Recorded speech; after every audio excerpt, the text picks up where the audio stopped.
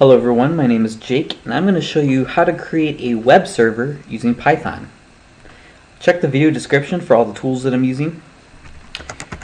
Alright, let's go ahead and get started. I'm going to create my Python file here and I'm going to import Flask. Flask is a micro framework. It's great because it doesn't really get in your way, it just lets you do what you want. So I'm going to create this Flask application object.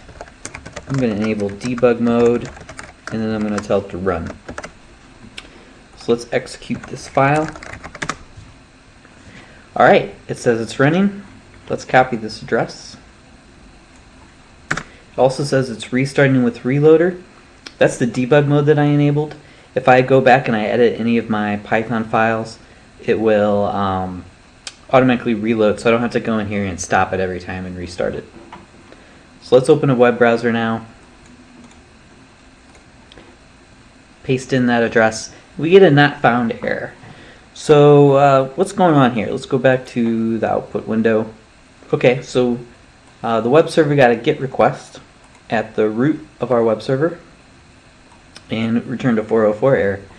Okay, so we really haven't told it what to do when it gets a GET request at this root, the root of our web server. So let's go ahead and do that. To do that, we need to create a Flask view. So we're going to import something else, flask.views. We're going to create our first view as a class, which inherits from method view.